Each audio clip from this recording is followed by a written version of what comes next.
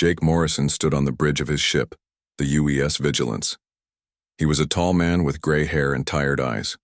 For 20 years he had served in Earth's space navy. Now he was 45 years old and commanded one of the best ships in the fleet. The year was 2387. Humans had spread across 12 different star systems. They built cities on new worlds and dug mines on asteroids. Most of the time, space was peaceful. Jake's job was to patrol the outer edge of human space and keep everyone safe. Today felt different. Jake could not explain why, but something seemed wrong. The bridge was quiet except for the soft hum of computers. His crew worked at their stations, checking sensors and monitoring communications. Lisa Chang sat at the communications desk. She was young, maybe 28, with black hair tied back in a neat ponytail. Lisa had joined Jake's crew 6 months ago. She was smart and quick with the radio equipment. "Sir," Lisa called out, "I'm getting strange readings on the long-range sensors." Jake walked over to her station. The screen showed dots moving through space, far away but getting closer. "How many contacts?" 47 ships, Captain. They're big ones, too. Bigger than our cruisers." Jake felt his stomach tighten. No human fleet had 47 large ships in this area. In fact, no human fleet anywhere had that many ships together at once. "Can you identify them?" Lisa shook her head. "No, sir. They don't match any ships in our database. The computer says they're unknown."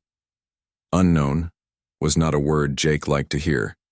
Humans had been traveling between stars for over a century. They knew what their own ships looked like. These had to be something else. "Send them a greeting message," Jake ordered. Standard first contact protocol. Lisa's fingers moved quickly over her controls.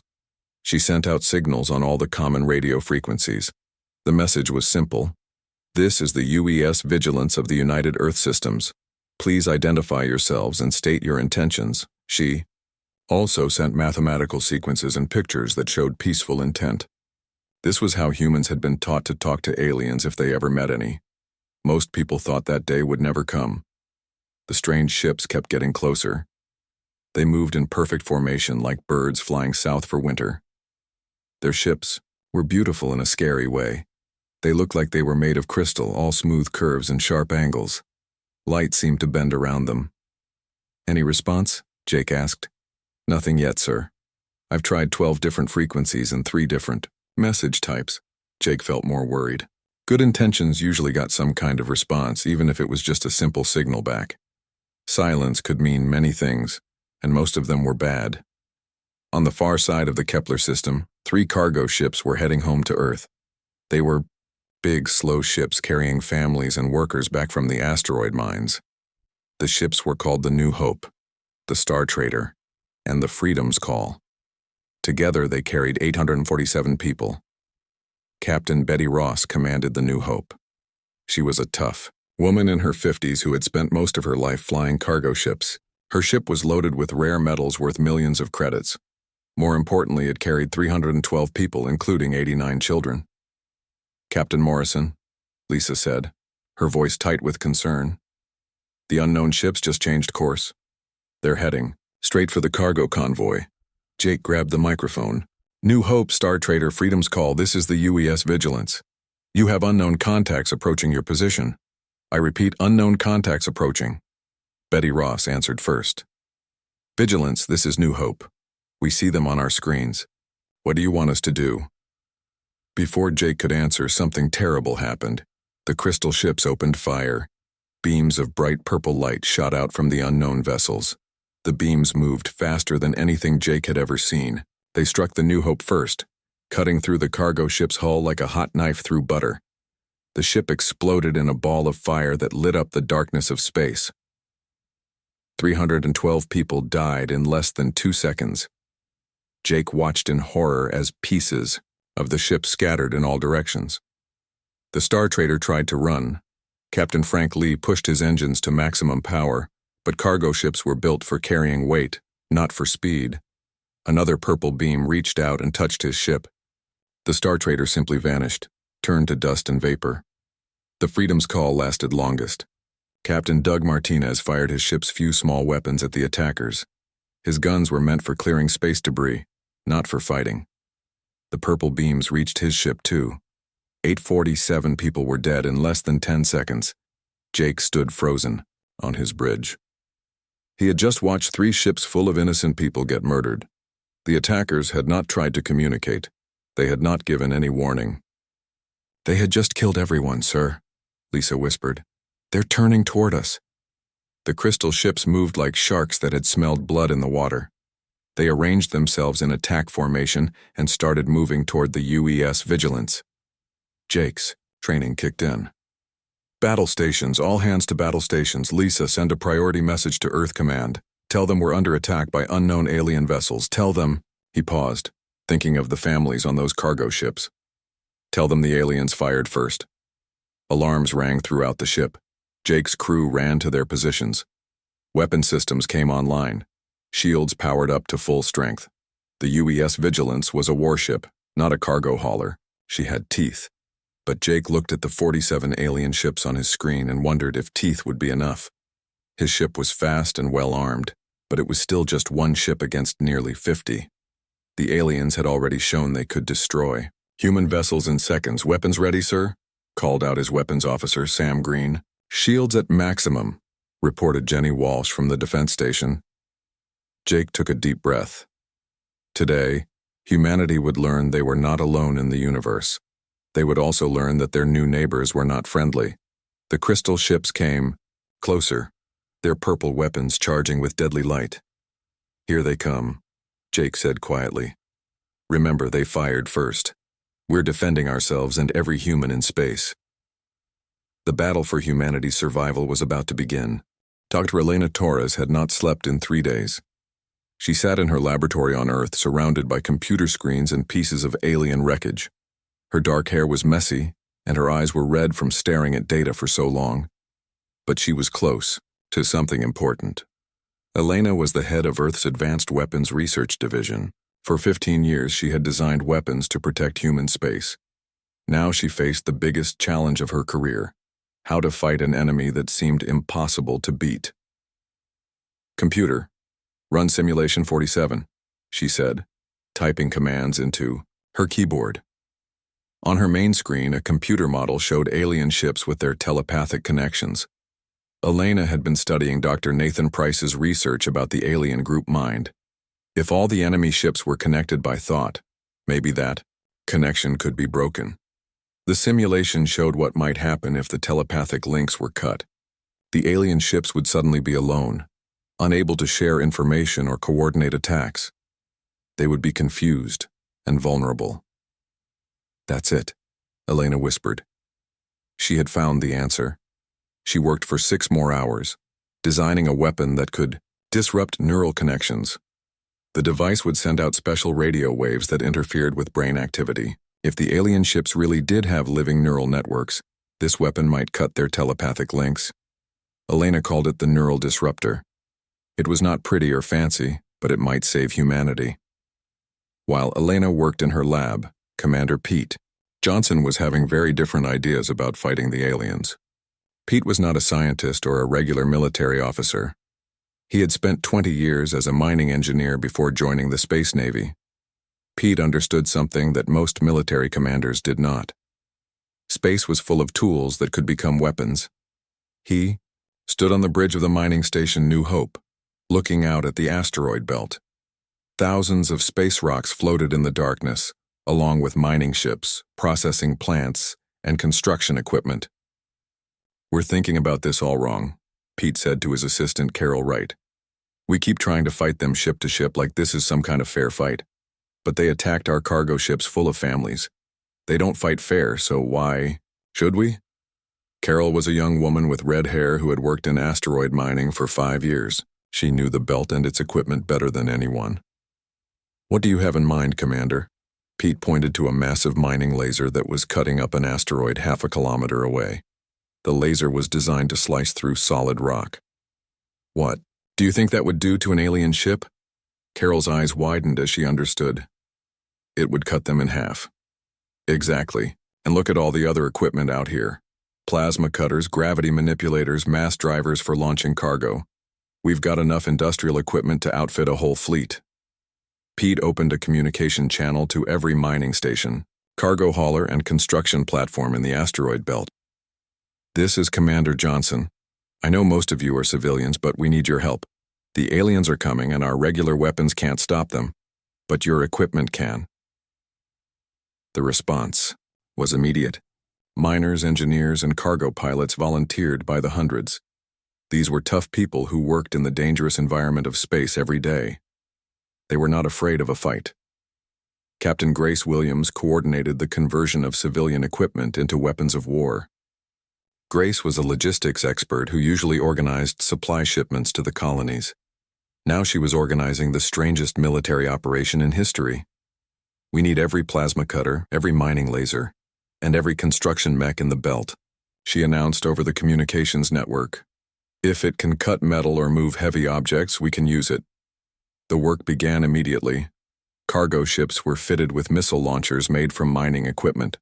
Construction mechs, designed to build space stations, were armed with welding torches and metal cutters. Even small personal spacecraft carried improvised weapons. Rick Stone, the chief engineer on the mining station New Hope, worked with his team to build something special. Rick was a big man with calloused hands who had been fixing mining equipment for 30 years.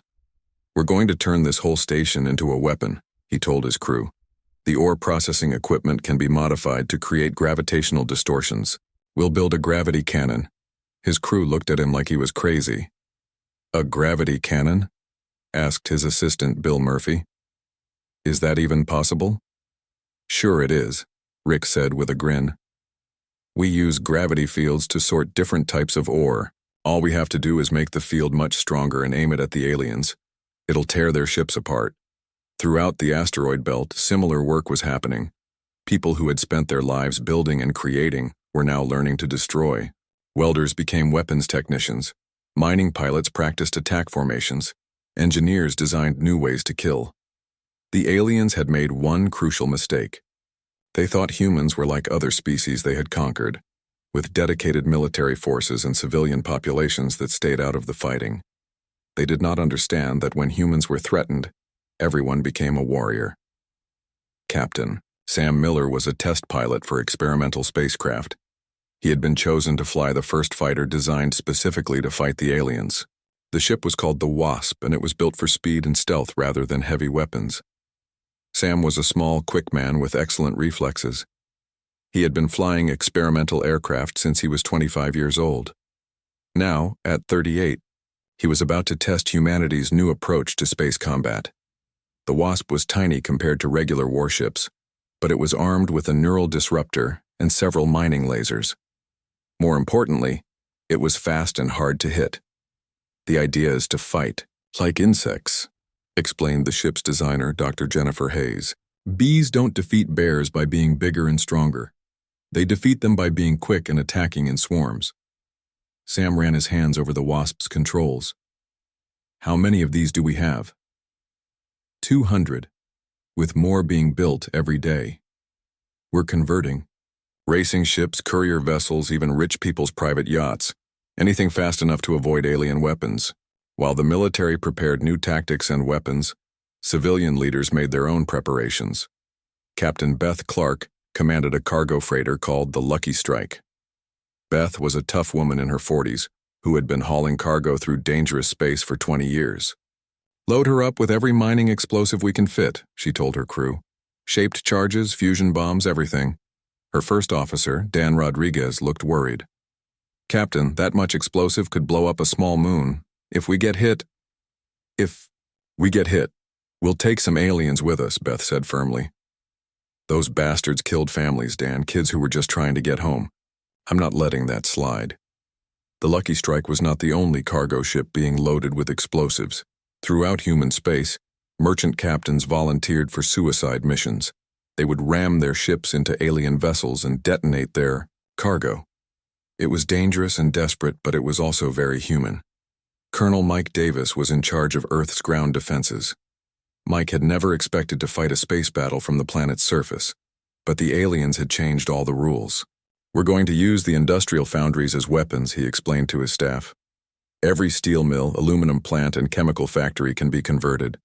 When the aliens come close to Earth, they'll face streams of superheated metal from the ground. The plan was simple but effective.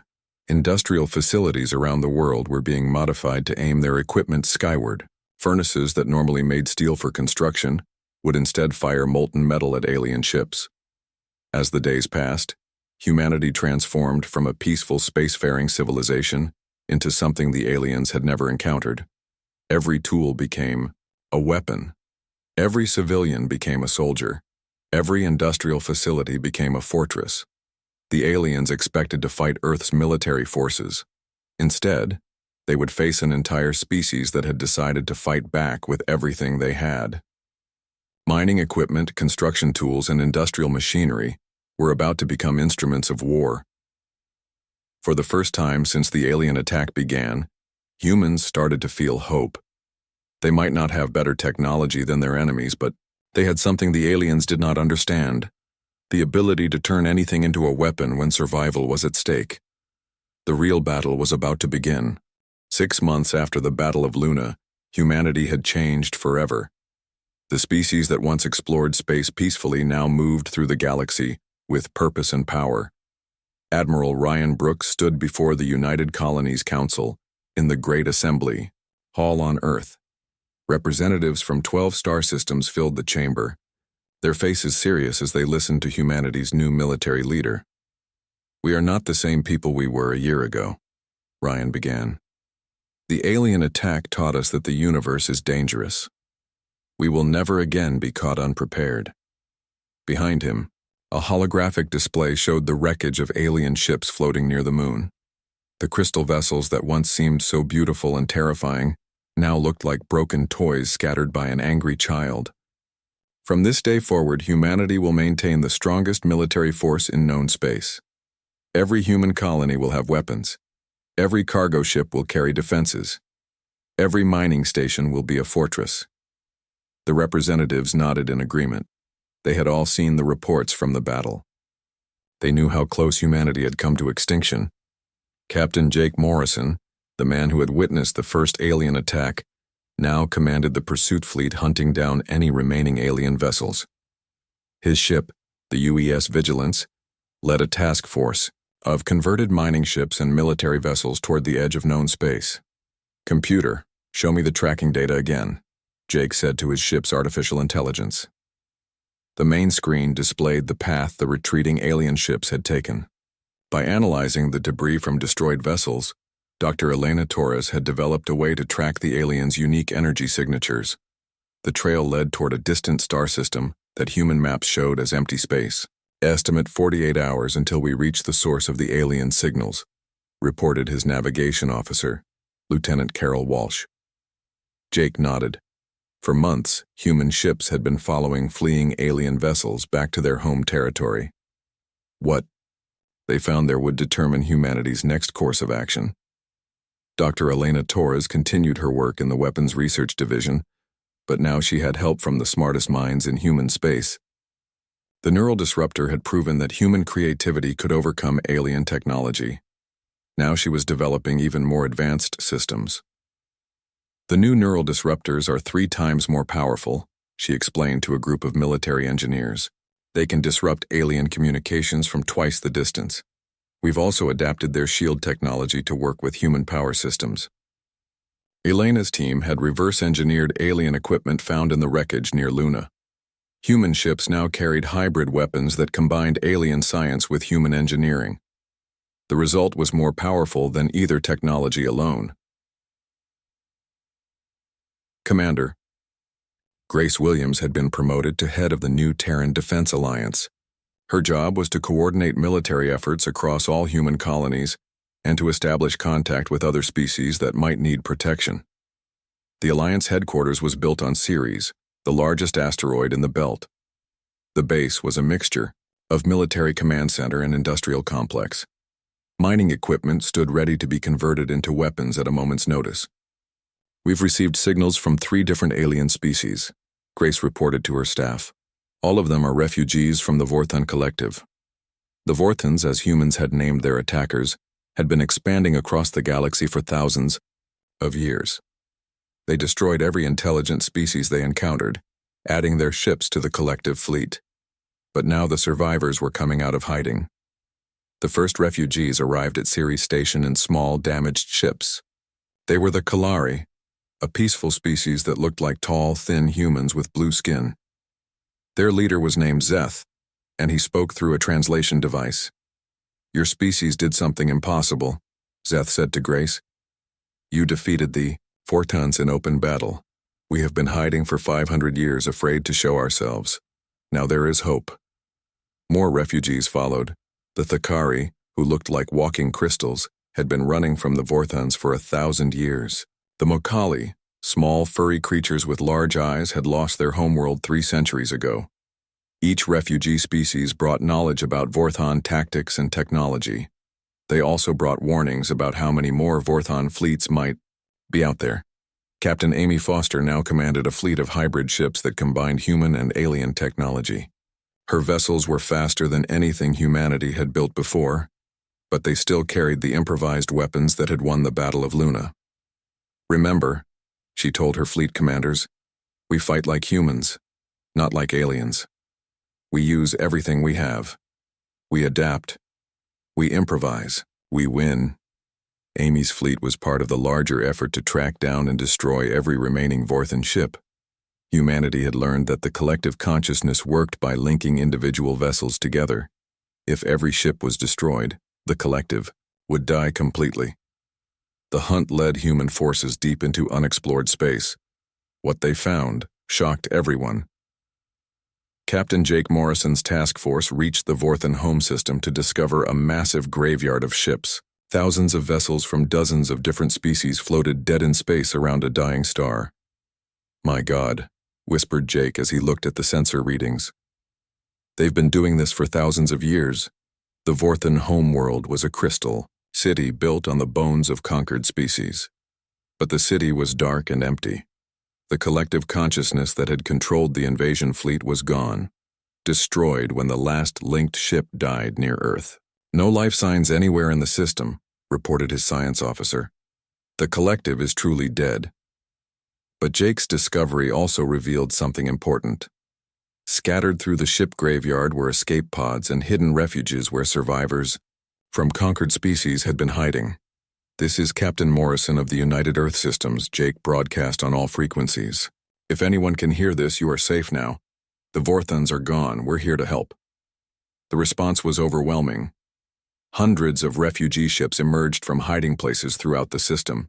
Species that had been thought extinct for centuries were still alive, waiting for the chance to rebuild their civilizations. Back on Earth, the news of the discovery spread quickly. Humanity had not just won a war. They had liberated an entire galaxy from a threat that had plagued it for millennia. Admiral Kate Sullivan addressed the planet from the rebuilt Lunar Command Center.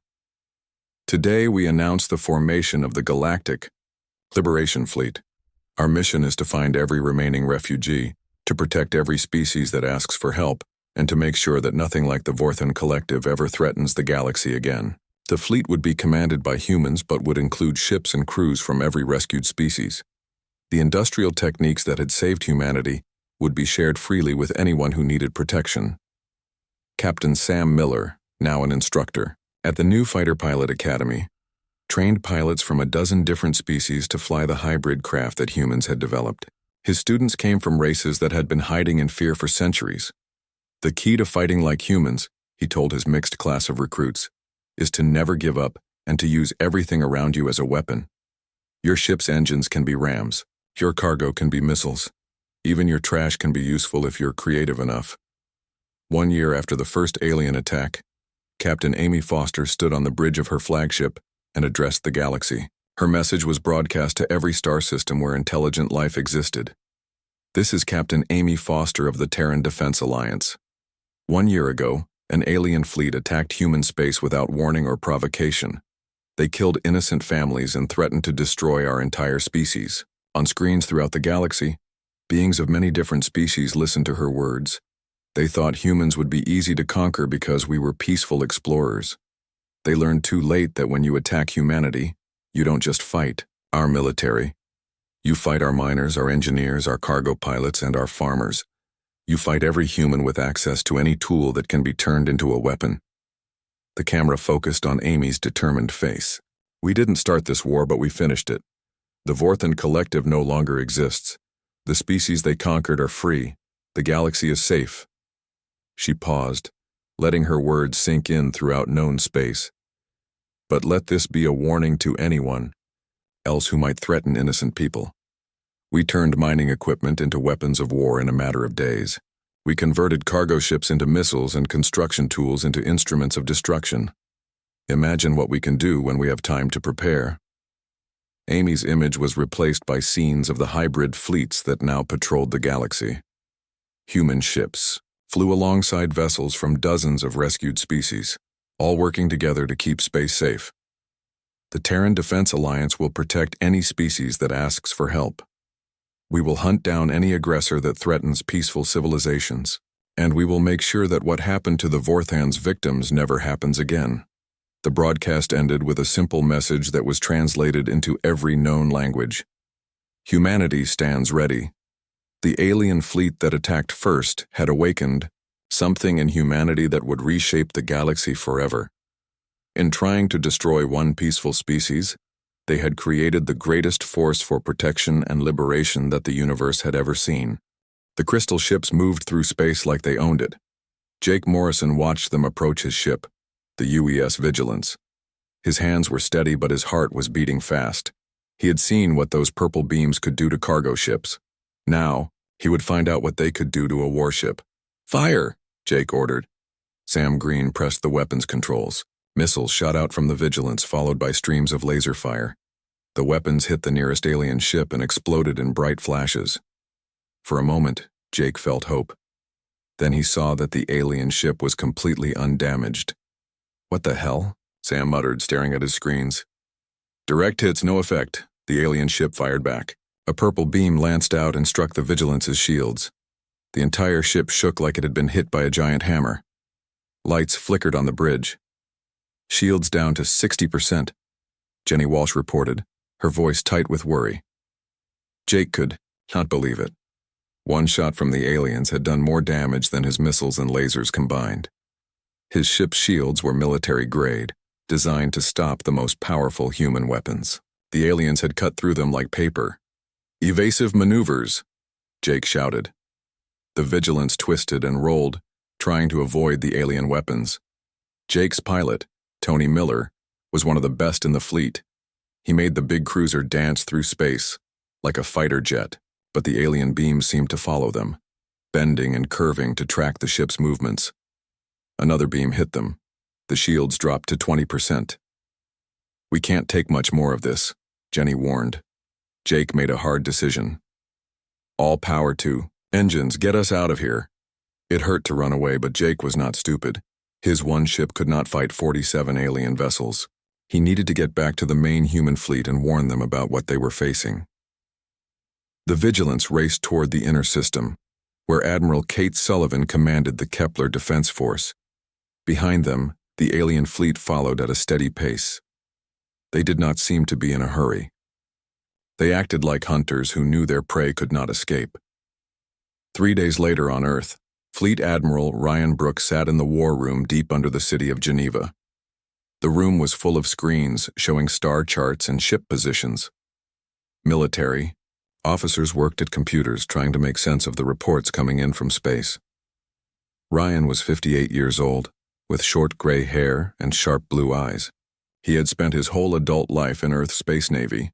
He had fought pirates, stopped smugglers, and kept peace between the colonies. But he had never faced anything like this. "Show me the tactical analysis again," he said to his aide, Colonel Mary Price.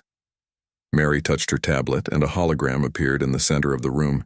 It showed the alien ships in 3 dimensions. They were beautiful and terrifying at the same time. "Our best guess is that they're using some kind of exotic matter for power," Mary explained. "Their engines seem to bend space around them.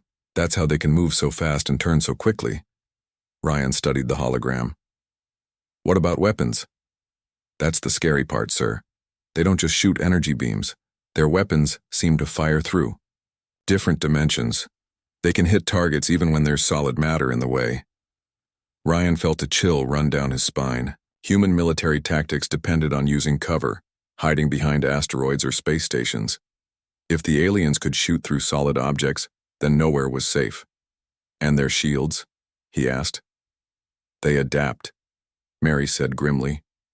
Every time we hit them, their shields learn from the attack and get stronger. After a few hits, our weapons become completely useless. The reports from the battle near Proxima Centauri made it even worse. Captain Amy Foster had led 12 of Earth's best warships against the alien fleet. Amy was young but brilliant, one of the rising stars in the Space Navy. She had tried every trick in the book. Her ships attacked from different angles, used different types of weapons, even tried ramming attacks. Nothing worked. The aliens moved like they knew what Amy was going to do before she did it. 11 of Amy's ships were destroyed. The 12th, her own command ship, UES Defiance, limped back to base with half her crew dead. Amy herself was in the hospital with burns covering 30% of her body, but she had managed to destroy 2 alien ships. The only successful attacks had been suicide runs, where damaged human ships rammed into the crystal vessels at full speed. Even then, it took the complete destruction of a human ship to damage one alien vessel. Dr. Nathan Price worked in his laboratory on Phoenix Base, trying to understand pieces of wreckage from the destroyed alien ships. Nathan was a thin man with thick glasses who had studied alien life for 20 years. He had always dreamed of meeting intelligent beings from other worlds. Now he wished that dream had never come true. The alien metal was unlike anything he had ever seen. It seemed to be alive, shifting and changing even after the ship was destroyed. Under his microscope, he could see tiny structures that looked almost like brain cells. "Computer record observation log 14, he said to the lab's recording system. "Recording," the computer replied. "The alien hull material appears to be partially biological. It contains structures similar to neural networks. I believe the entire ship may be, in some sense, alive." Nathan's hand shook as he adjusted his equipment. His next discovery was even more frightening. The neural networks from different ship fragments are still trying to connect to each other. They're sending out some kind of signals, probably telepathic, in nature. This suggests that all alien ships are linked together in a group mind. That explained why the aliens fought so well together. They were not just communicating by radio like human ships. They were sharing thoughts, seeing through each other's sensors, thinking as one giant brain spread across 47 ships. On Mars, the colonial government was in panic mode. Governor Paul Jackson had ordered the evacuation of all non-essential personnel. Huge cargo ships waited in orbit, ready to carry refugees to the outer colonies or back to Earth. People stood in long lines at the spaceports, carrying whatever they could fit in small bags. Children cried as families were separated. Some people were leaving on the first available ship while others waited for later transports. "Mommy, why do we have to leave?" a little girl asked her mother. The mother picked up her daughter and held her tight. "Because bad people from far away want to hurt us, honey. We have to go somewhere safe." Similar scenes played out on colony worlds throughout human space. The alien fleet moved slowly but steadily toward the inner systems. They destroyed everything in their path. Space stations, mining platforms, even small research bases with only a few scientists were all targeted and destroyed. Earth's orbital defense platforms came online for the first time in 200 years. Massive weapons built to defend the home planet against attack powered up and aimed toward deep space. These were the most powerful weapons humanity had ever built, but even they seemed small compared to what the aliens had already shown. In space near Jupiter, Captain Lisa Chang took command of the UES Guardian. She was the same communications officer who had tried to talk to the aliens when they first appeared. Now she commanded her own ship, promoted quickly because Earth needed every experienced officer they could get. Lisa stared out at the gas giant's swirling clouds and thought about the cargo ships she had watched die. Betty Ross, Frank Lee, Doug Martinez, and 847 innocent people had been murdered without warning or mercy. "Ma'am," her new communications officer said, "we're getting reports from the scout ships. The alien fleet has passed Titan. They'll reach Jupiter space in 18 hours. Lisa nodded.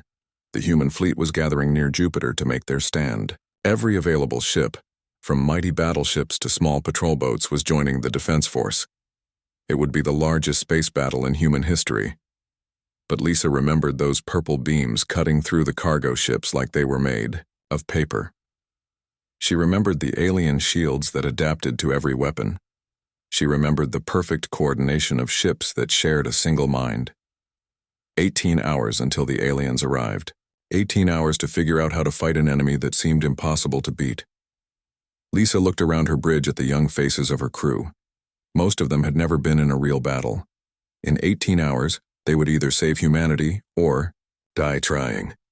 The aliens were coming, and they had every advantage. The alien fleet reached the moon with confidence. For 3 weeks, they had swept through human space, destroying everything in their path. Their crystal ships moved in perfect formation, purple weapons charging for what they expected to be the final battle of the war. They were about to discover how wrong they were. Admiral Kate Sullivan waited in the command center, buried deep under the moon's surface. Kate was a small woman with steel-gray hair and fierce green eyes.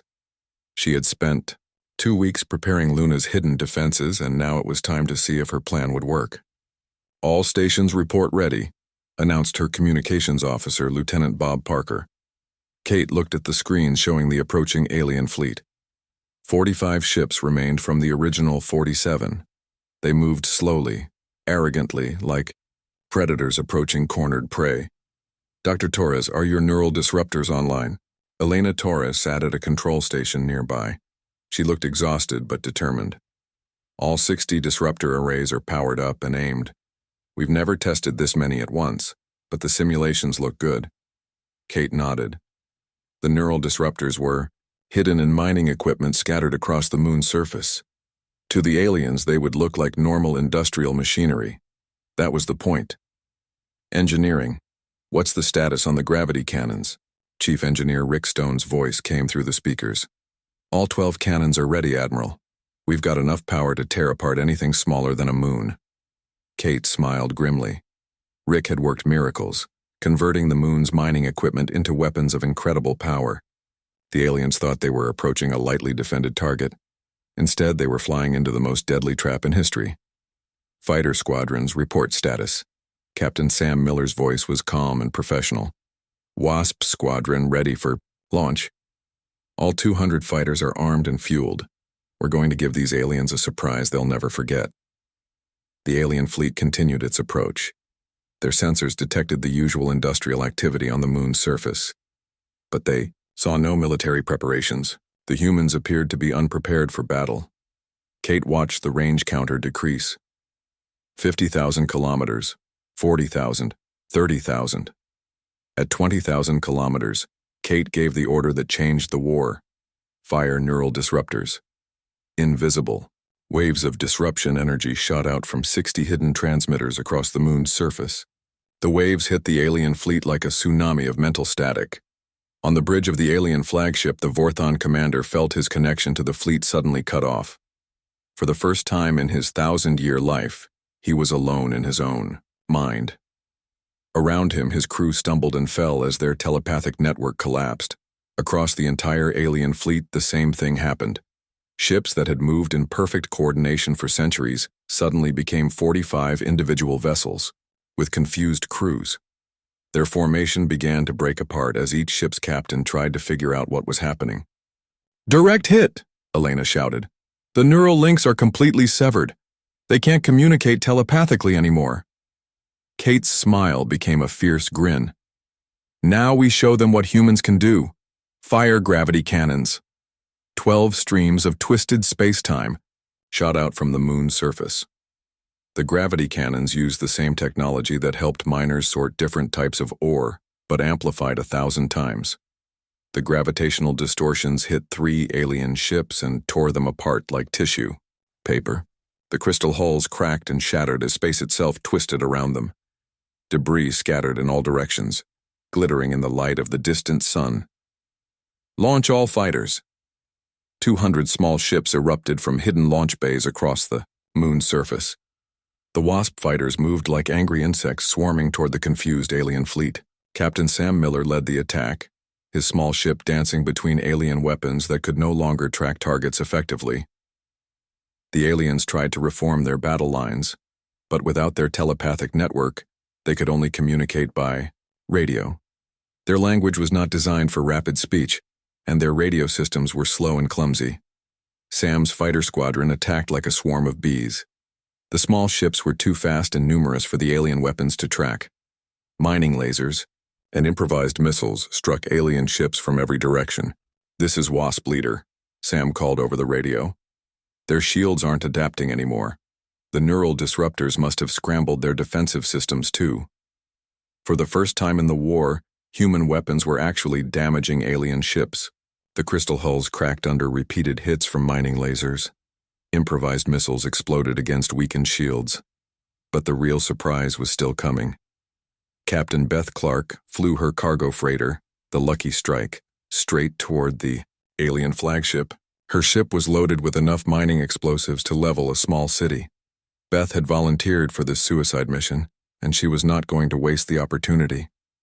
"This is for all the families you murdered," she said into her radio as alien. Weapons fired at her ship. The Lucky Strike's shields failed, and purple beams tore holes in the hull. But cargo freighters were built tough, and Beth kept flying even as her ship came apart around her. She crashed into the alien flagship at full speed. The explosion was visible from Earth. The alien command ship simply vanished in a ball of fire and light. The shockwave damaged 3 nearby alien vessels and sent debris flying in all directions. Without their flagship and command crew, the remaining alien ships fell into complete chaos. Some tried to retreat, others fired wildly in all directions. A few attempted to ram human positions in desperate attacks. Colonel Mike Davis coordinated the ground-based weapons as alien ships came within range of Earth's atmosphere. Industrial foundries all over the planet aimed their equipment skyward and fired streams of molten metal at the approaching enemies. "This is ground control," Mike announced. "All foundries, fire at will." Columns of superheated metal shot up from Earth's surface like volcanic eruptions. The aliens had never seen anything like it. Their ships were designed to fight other spacecraft, not to dodge streams of liquid steel fired from planetary surfaces. 2 more alien ships were destroyed as molten aluminum and iron poured over their hulls like rain.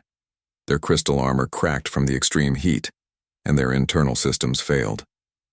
Construction mechs that normally built space stations joined the battle. These giant machines were designed to handle heavy construction materials, but their powerful arms could also tear apart enemy ships. Pilots who usually assembled orbital platforms now used their mechs to grab alien vessels and crush them like tin cans. Captain Grace Williams coordinated the civilian ships that had been converted into weapons. Cargo haulers fired missiles made from mining charges. Passenger liners used their powerful engines to ram damaged alien ships. Even small personal spacecraft carried improvised weapons into battle. The aliens had expected to fight Earth's military. Instead, they faced an entire civilization that had turned every tool into a weapon. Miners fought alongside soldiers. Engineers served as gunners. Cargo pilots flew suicide missions. Within 6 hours, the mighty alien fleet was reduced to scattered debris. Of the 45 ships that had approached the moon, only 7 survived the battle. These damaged vessels tried to escape, but human ships pursued them relentlessly. Captain Amy Foster recovered from her injuries and, commanding a new ship, led the pursuit. "Don't let any of them escape," she ordered her fleet. "We need to make sure they can't report back to wherever they came from." The surviving alien ships were hunted down one by one. Some were destroyed by fighter squadrons. Others were rammed by volunteer cargo ships. The last alien vessel was caught near Jupiter and torn apart by a gravity cannon mounted on a mining station. Admiral Kate Sullivan stood in her command center, looking at the screens that showed the debris field where the alien fleet had been. The battle was over. Humanity had won. But Kate knew this was not the end. The aliens had come from somewhere, and there might be more of them out there. Earth needed to be ready for whatever came next. "Send a message to all colonies," she ordered. "The immediate threat is over, but we're not done fighting. We need to find where these aliens came from and make sure they never attack anyone again. The alien fleet that had attacked first, expecting easy victory, had been demolished in a heartbeat. They had learned too late that humanity's greatest weapon was not advanced technology, but the will to fight with whatever tools were at hand. War was over, but humanity's real journey was just beginning.